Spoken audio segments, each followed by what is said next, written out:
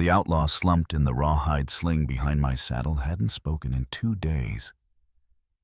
His head lolled with each step, and the dark stains on his shirt told me he was still bleeding somewhere under the crust of dust and dried sweat. We'd been on the trail since before sunrise, following the red dirt track into Broken Mesa. The heat pressing down so hard, it felt like the sun meant to hammer the land flat. My horse's breath came in heavy gusts, each hoofprint sinking deep into the baked earth. I didn't hurry him. Not after what it took to bring this man in alive.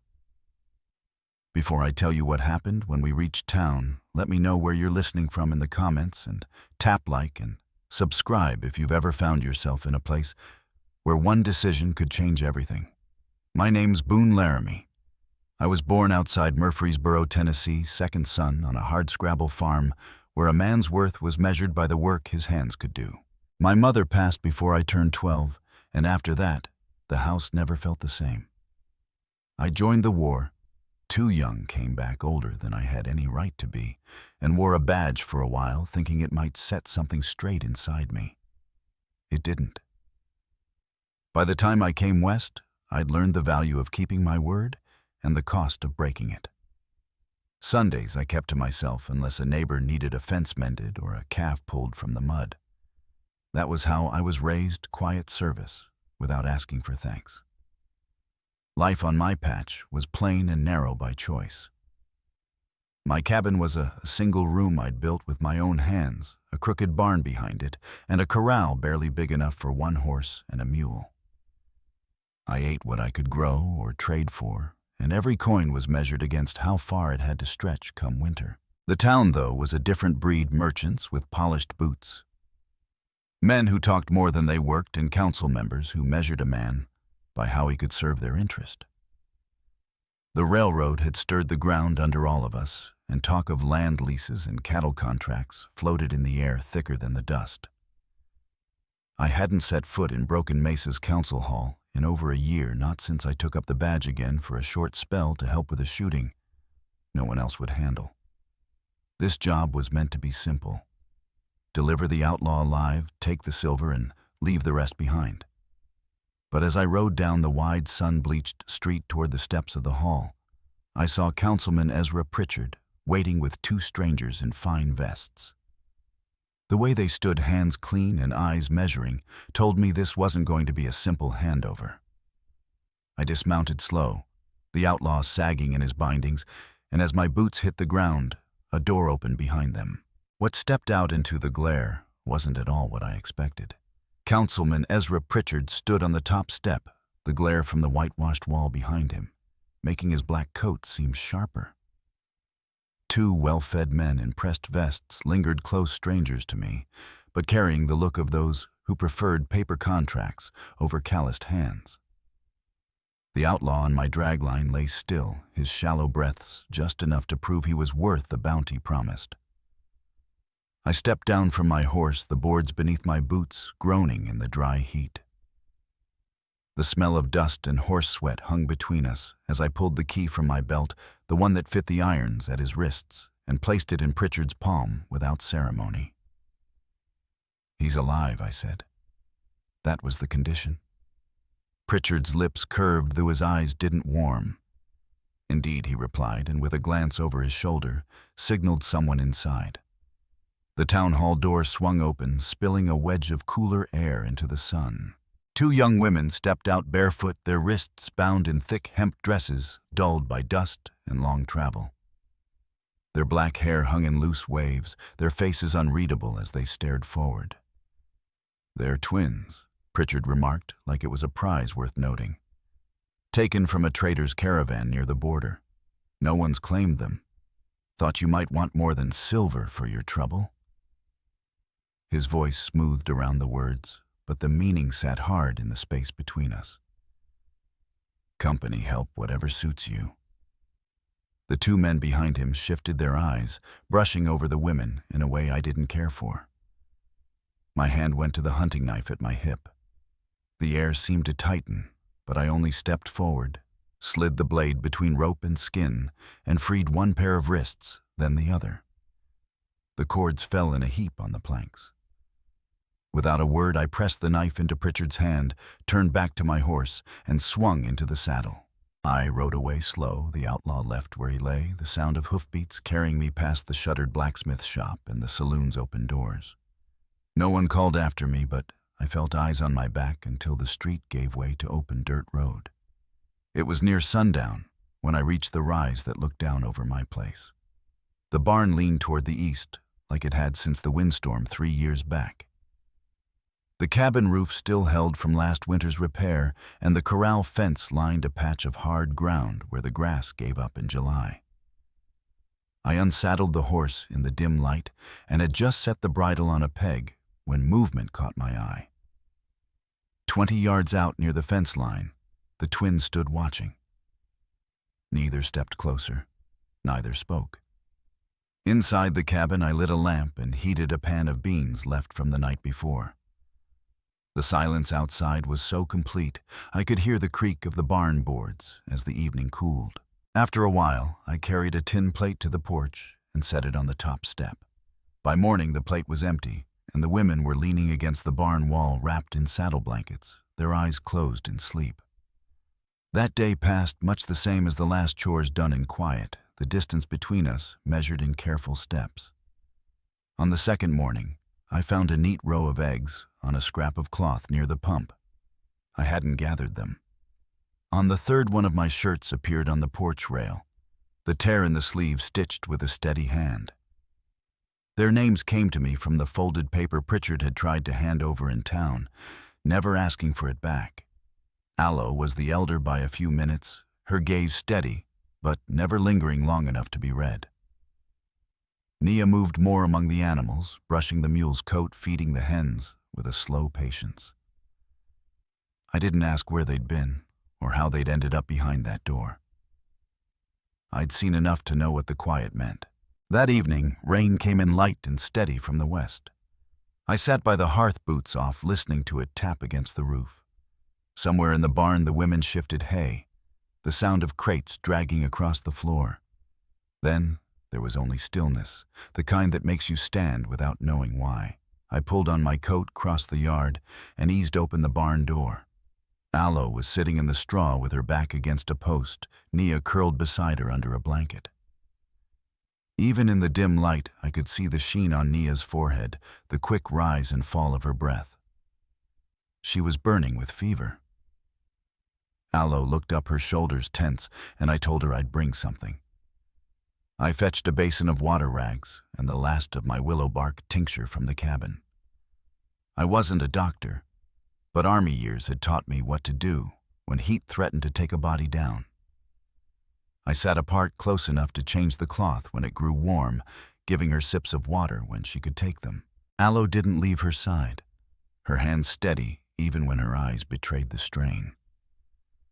Hours passed before Nia's breathing eased, the fever breaking in the dark hours before its sun. Aloe leaned back against the post, eyes closed, and I let them rest there while the rain eased off and the smell of wet earth filled the space. Morning came quiet, the air heavy with the stillness that follows a storm. Nia slept deeper than before, a color slowly returning to her cheeks. Aloe sat upright, her posture straight despite the long night. When I brought fresh water to the barn, she met my eyes for the first time without looking away. She didn't thank me, and I didn't expect her to. Some things didn't require words. By midday, I had beans simmering on the stove, enough for 3 plates. When I stepped out, Aloe took hers without hesitation, pausing just long enough to give a short nod before carrying it back to the barn. Over the next 2 days, Nia's strength returned. Aloe worked through the daylight hours, brushing the mules, sweeping the barn floor, mending a saddle strap. I hadn't asked her to do any of it, but she did each task, fitting into the rhythm of the place, as if it had always been hers. I found myself leaving tools where she could reach them, cooking more than I needed, noticing the absence of the kind of tension that had lived here for years. One evening, she came around the cabin with something folded in cloth. It was the shirt she'd mended earlier, now cleaned and pressed flat. The stitching was strong, tighter than my own. "Thank you," I said. She didn't answer, only held my gaze a moment before heading back to the barn. That night the air cooled quick after sundown, a pink line fading at the horizon. I sat on the porch, listening to crickets in the grass, the faint creak of the barn door as it shifted in the breeze. I thought of Pritchard's smirk in the sunlight, the way he'd spoken of two living women as if they were nothing more than stock to be traded. My hands tightened on the arms of the chair, but the sight of the lamplight flickering in the barn steadied me. Whatever this was becoming, it was nothing like what they'd been offered in town. By the week's end, the women still hadn't stepped inside the cabin, but their presence was everywhere, in the fed animals, the neat tools, the sound of quiet movement where there had been none. They hadn't asked to stay, and I hadn't told them they could. But I knew they weren't leaving unless they chose to, and I'd decided I wasn't going to make them. The thought settled in as the last of the daylight slipped away, and in the deepening dark, I heard the soft creak of the porch boards. By the next morning, the cool haze over the field was lifting, and the grass still clung to the last of the spring moisture. I stood on the porch with coffee in hand, not looking toward the barn, but knowing they were there. I'd heard the small shuffles of movement in the night blankets shifting on hard ground. I hadn't told them to come, hadn't asked them to stay, but here they were, marking each day without asking what it meant. When I set 2 extra mugs on the porch rail, it was 10 minutes before the barn door eased open. Aloe stepped out first, her hair in a single braid, her stride even. Nia followed close, barefoot shoulders, wrapped in the same blanket from the night before. They stopped a few feet from the steps. Aloe crouched to take 1 mug, handed the other to Nia, and they sat near the low fence drinking in unhurried sips. No words were traded. The quiet between us held steady, not strained, just present. That rhythm held for 3 days. Each morning I put out food, dry cornbread stew when there was some jerky when there wasn't. They'd come from the barn, take it, and return without stepping inside the cabin. On the second morning, Nia gathered eggs before I could, leaving them in a neat row near the pump. On the third, Aloe mended a work shirt of mine, folding it over the porch rail as if it had always been her place to do so. They asked for nothing, but I began to notice the small ways they moved through the work of the place. Nia kept to the animals, brushing the mule until its coat gleamed and feeding scraps to the hens with patient hands. Aloe's eyes missed little watching me sometimes when she thought I wasn't aware, but always with a steady, measuring calm. I didn't press them for their past. The council's paper had given no detail, and I didn't need it. Men in Broken Mesa didn't speak aloud the kind of things that put 2 young women in a locked room waiting to be handed off. One night, a light rain rolled in from the west. I sat near the hearth shirt hung to dry, listening to the roof take the drops. Somewhere in the barn, they moved hay and shifted crates. Then the noise stopped, leaving a long stretch of stillness. I stepped outside, the smell of wet earth rising, and crossed to the barn. Inside, Aloe sat with her back to a post, Nia curled beside her under a blanket. Even in the dim light, I saw the damp shine on Nia's brow and the shallow rise of her chest. Fever. I told Aloe I'd bring something and went for a basin of water rags and the last of my willow tincture. I stayed on the far side of the barn, changing the cloth when it warmed, offering water when Nia could take it. Aloe never left her side. Her hand steady, though her eyes showed what she kept in. By the small hours, Nia's breathing evened out. Aloe leaned back against the post, and I left them there until the rain eased and gray light began to edge the horizon. When I returned with fresh water at dawn, Aloe met my eyes without flinching. No thanks passed between us. I stepped back and let them keep their space. Later that morning, I split the beans and corn 3 ways. Aloe came to the porch for hers, pausing just long enough to give a small nod before turning back toward the barn. Over the next days, Nia's strength returned. Aloe worked without prompting, brushing the mule, sweeping the barn floor, mending what was torn. I found myself leaving tools where she might reach them, cooking more than I needed. One evening she came with the shirt she'd mended, now cleaned and pressed. The stitching was tight and true. "Thank you," I said. She met my gaze silent, then walked back toward the barn. The days grew warmer. By habit, I began to notice what they'd changed without speaking of it. Animals fed before I reached them, tools returned where they belonged. The place felt steadier for it. I hadn't planned for anyone to share the work here, but they were. They hadn't asked to stay, and I hadn't told them they could yet. Each day they settled in a little more. On the fourth evening, I found Alo tying a rope to a sagging fence section. I set my mug on the post beside her. "It'll hold better with a new post here," I said. She looked from the rope to me, then gave a small nod. "Okay." It was the first word she'd spoken to me since that day in town. I told her I'd bring one from the pile after morning feed. She didn't answer, but she didn't turn away either. Later, while I was splitting logs behind the shed, I noticed Nia sitting under the shade of a mesquite watching. "You feeling better?" I asked. She nodded, tucking her blanket closer. "Yes." Her voice was quiet but certain. "You've been around chickens before," I said. She shrugged. "My grandfather raised them." I told her she was good with them, and she gave the smallest smile, just enough to reach her eyes, before looking down again.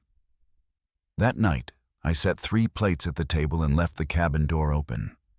I ate thinking they'd keep their distance until I heard steps on the porch. Alo entered first, hair in a new braid dress clean. Nia followed, eyes moving slowly around the room. They sat when I gestured, eating in quiet, the sound of forks on tin filling the space. Afterward, Alo began collecting plates. "You don't have to," I told her. "I want to," she replied. I let her. Watching them work together in the small kitchen, the cabin felt different, less empty. When the plates were set to dry, I stepped onto the porch. The night breeze carried the scent of mesquite and the faint sound of crickets. Inside, the firelight cast their shadows across the walls. The days had been shifting, slow and certain. Whatever came next, it was no longer just my place alone. By the week's turn, the early chill had begun settling in the mornings, and the twins moved through the place as though they'd always been part of it. Nia tended the chickens before the sun cleared the ridge, her blanket trailing over the packed earth as she crouched to scatter feed. Alo worked at the fence line, her hands quick with knots, mending sag where wire had given way. I still kept my words few, but each day they met them without hesitation, as if the silence no longer needed translating. It was Nia who first spoke of the coming cold. We were by the barn, her arms full of kindling. She'd split herself when she said, "We'll need to get salt cloth, maybe boots, before the frost comes." I told her I'd planned for 1 man through the season, not 3. She didn't blink. "We can come with you." It wasn't a request for me to carry the cost. It was a statement that the choice belonged to all of us now. I nodded. "We'll ride in Friday." 2 mornings later, I found Alo at the chopping table behind the cabin. The sun was barely up, steam curling from her breath. "We're going into town Friday," I said. She didn't pause in her work. "I know," she answered. "Nia told me." I asked if she was worried about it. Her hand stilled on the knife, and she looked up. "Not about the town," she said, "only about how people treat those they think don't belong." I told her they didn't speak for me. She held my eyes a moment, then went back to slicing.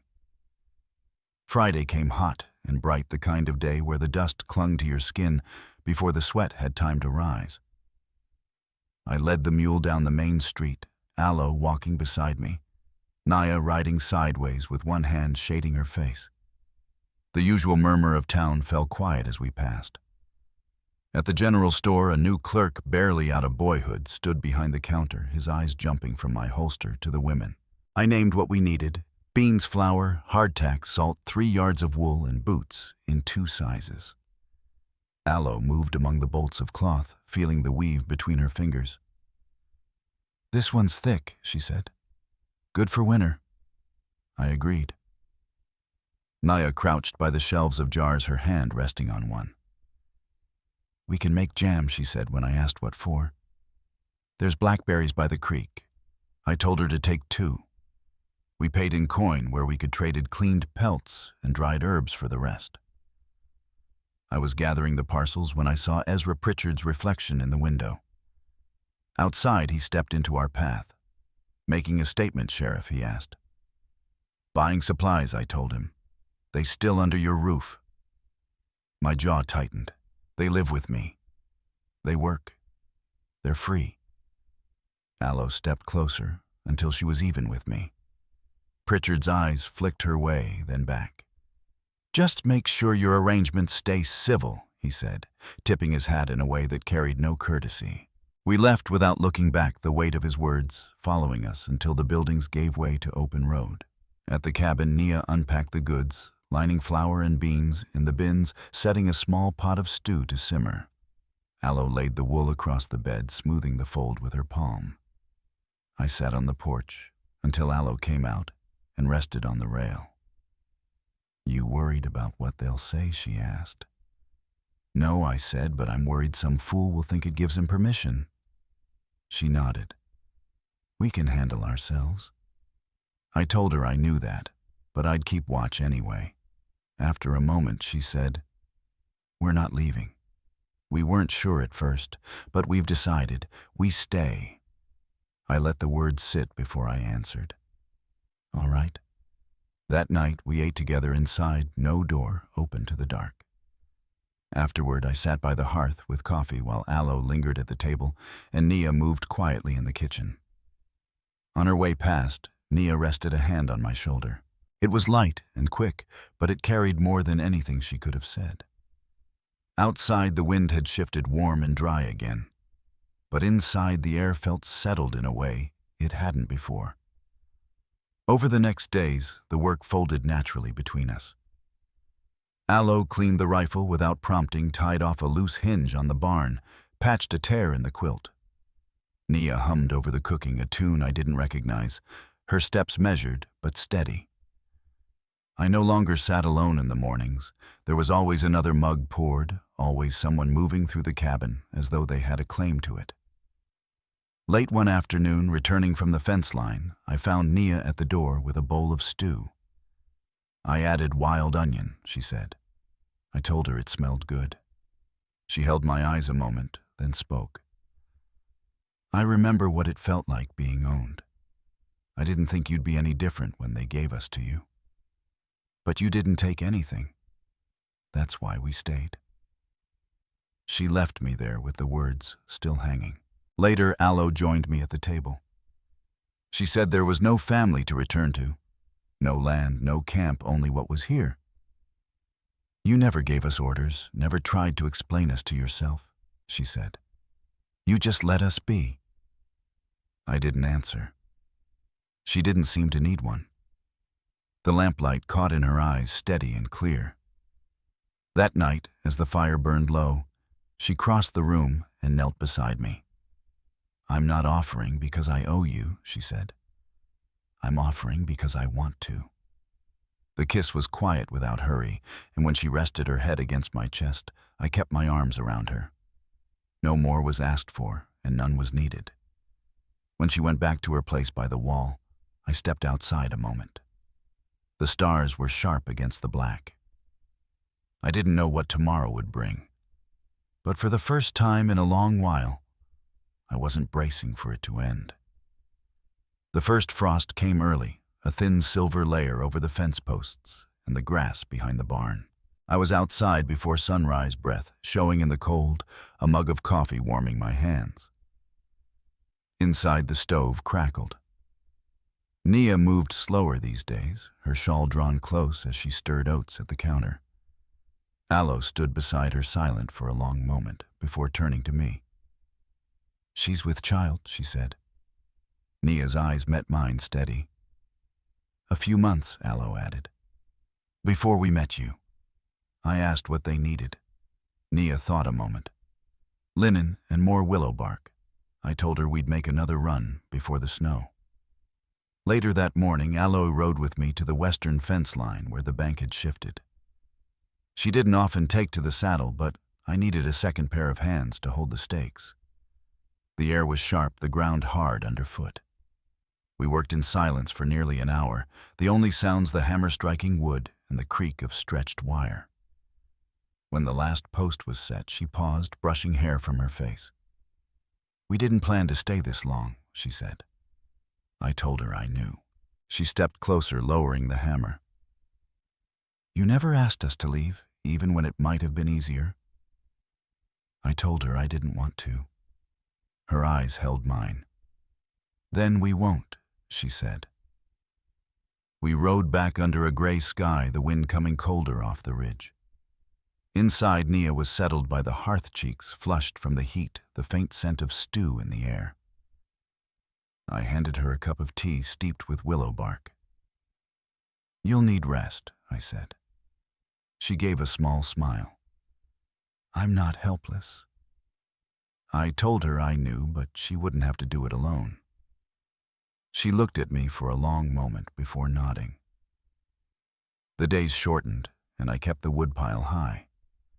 The women moved through the cabin without hesitation, now Aloe mending a saddle strap by the fire, Nia humming low while she kneaded dough at the table. Evenings were quiet, the light of the oil lamp casting shadows against the walls. One night, as snow threatened in the air, Aloe stood at the window. Wren's small quilt in her hands, her expression unreadable. I didn't ask what she was thinking. She folded it neatly and set it by the bed. By late winter, Nia's time was close. I'd patched the windows tighter, hauled extra water, laid straw thick in the barn in case more shelter was needed. In the early hours before dawn, her labor began. Aloe stayed with her, her voice calm, steady. I sat outside on the porch, with my coat drawn close, the sound of the wind moving through the trees. The cries from inside shifted, and then a smaller voice joined them. Aloe stepped out a moment later, breath visible in the cold. "She's all right," she said. "So's the baby. A girl." Inside the cabin was warm. Nia lay back against the pillows, pale but at peace, the child wrapped in a soft cloth in her arms. She asked if I wanted to hold her. I nodded, and she placed the small bundle carefully into my hands. Wren was lighter than I expected, her fist curling into the cloth. I stood there a moment, the fire crackling, the quiet settling around us. She wasn't mine by blood, but she was part of this place now. Over the next weeks, we found a new rhythm. I cleared brush from the east field, widened the chicken pen. Aloe planted early root vegetables, moving through the work with quiet purpose.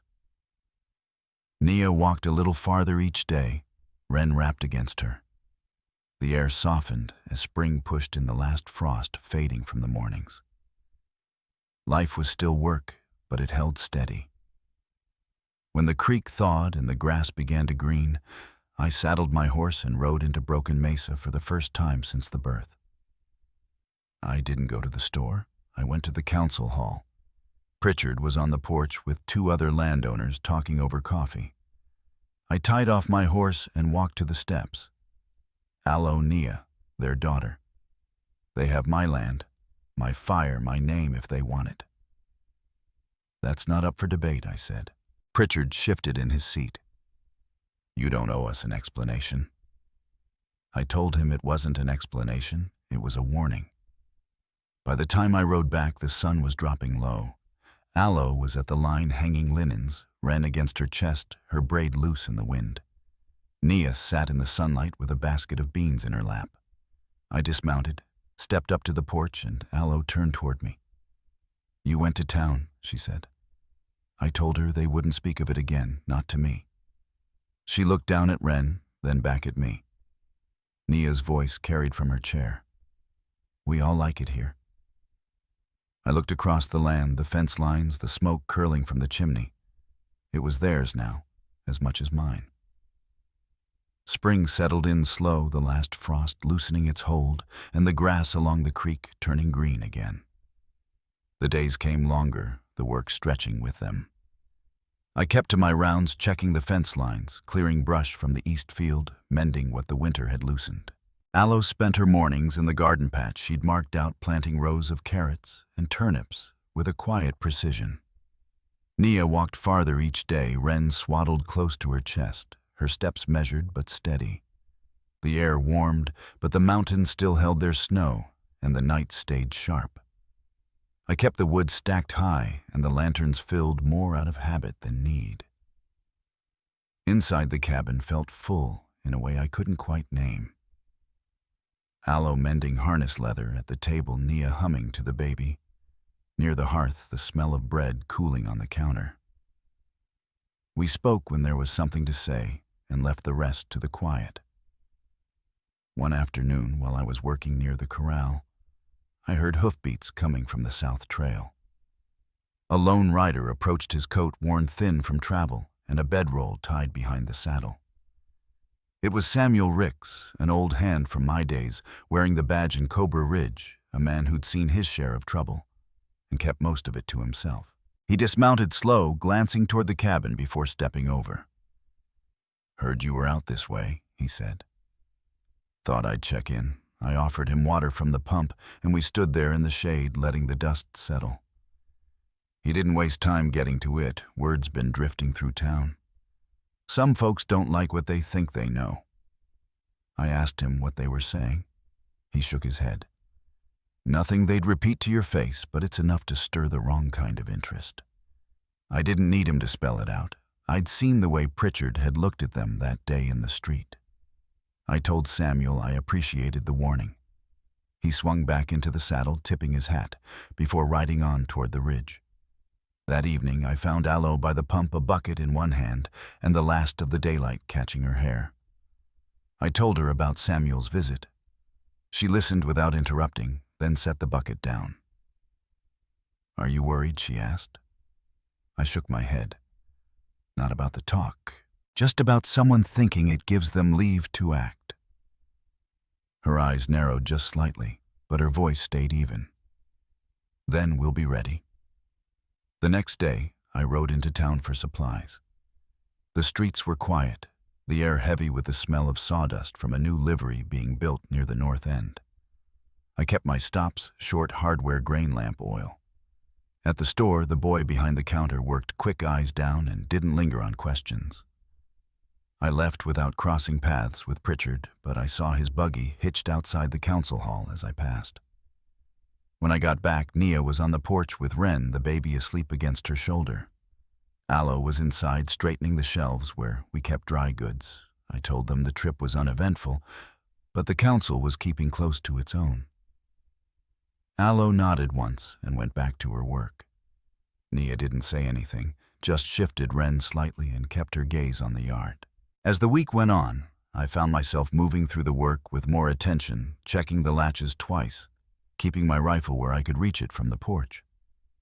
Aloe noticed, though she didn't mention it until one evening when we were bringing in the last of the laundry. "You're expecting something," she said. I met her eyes. "I'm expecting to be ready." We didn't change our patterns. The garden needed tending. The animals needed feeding. The roof over the woodshed needed patching. Nia took Wren with her into the chicken yard, the hens trailing behind as if she'd raised them from chicks.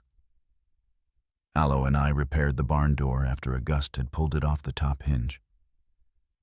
The days fell into a steady line, each one ending with us gathered in the cabin, the lamplight soft against the walls. It was just after sundown when I heard the sound, a single set of hoofbeats, slow measured, coming up the trail from the east.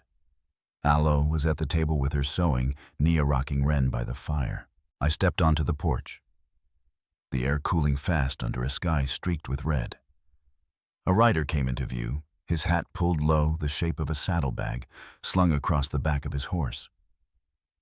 He drew up at the fence but didn't dismount. "Evening," he called. His voice was calm, but there was a weight to it. "Got a letter for you."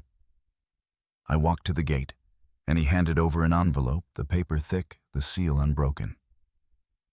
"No return mark, no name on the outside. Came through the stage depot with your name on it," he said. Figured I'd bring it out on my way home. I thanked him, and he tipped his hat before turning his horse back toward the trail. I stood there a long moment, the envelope in my hand, the sound of his hoofbeats fading into the dark. Behind me, the lamplight from the cabin spilled onto the porch boards, and I could hear Wren's soft fuss as Nia soothed her. I slipped the letter into my coat pocket and stepped back inside. I set the letter on the table that night and left it there until morning. The lamplight caught the edge of the wax seal deep red against the paper. Aloe noticed it, but didn't ask. Nia glanced once, then kept rocking Wren, the baby's breathing soft in the quiet. By dawn, the fire was built up and coffee was warming on the stove. I sat with the envelope, the edges rough beneath my thumb. The seal cracked with a small sound that carried more weight than I'd expected. Inside was a single sheet, the handwriting tight and deliberate. It carried no name, but the message was plain, a warning that the council intended to address the matter of Aloe and Nia before month's end. It urged me to be away from the homestead on the day set for a visit. No reason given, no signature, only the place and date. I folded it once, then again, and slipped it back in. Aloe had moved to the counter, her hands working the dough for bread. She didn't look up when she asked, "Was it bad?" I told her it was enough to pay attention to. That was all she needed. The next days were slow on the surface, but I kept my work close to home. The fences were solid, the shed roof tight, the stock fed and watered. I walked the perimeter each evening before dark, noting where the trail split near the creek and where fresh tracks crossed from the north. Aloe stayed busy with the garden, and Nia took Wren for short walks in the mornings, the baby wrapped snug in a wool blanket. On the third morning after the letter, Samuel Ricks rode up again. He reined in just shy of the gate, his eyes flicking toward the barn, then to me. "You got my note," he said. I told him I had. He shifted in the saddle, lowering his voice. "They're meeting in 2 days. It's not a formal vote, they're just deciding how far they're willing to push. You should be ready for company." I asked him if Pritchard was the one driving it. He nodded. "And a few who owe him favors." He didn't stay long, only long enough to say he'd be riding the South Ridge that day if trouble showed sooner than expected.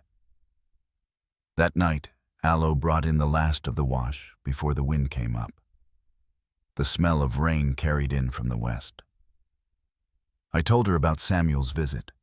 She paused with the basket in her hands. "Then we won't be caught off guard."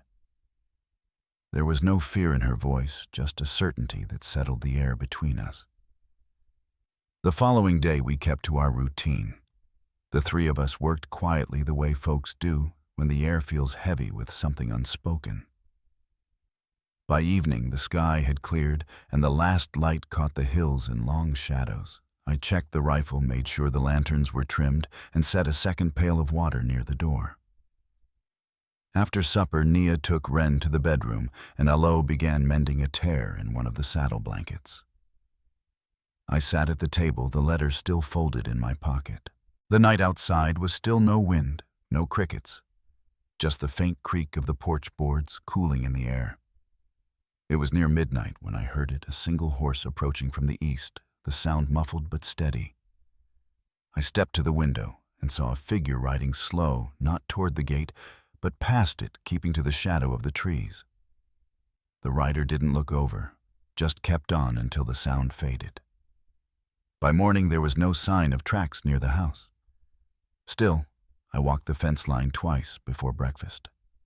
Aloe met me at the barn door, holding a small pouch of dried meat and biscuits. "For your pocket," she said, "in case you don't come back in right away." I took it without a word. The sun climbed clear, the air warm and still. By midday, I'd stacked the last of the wood near the porch.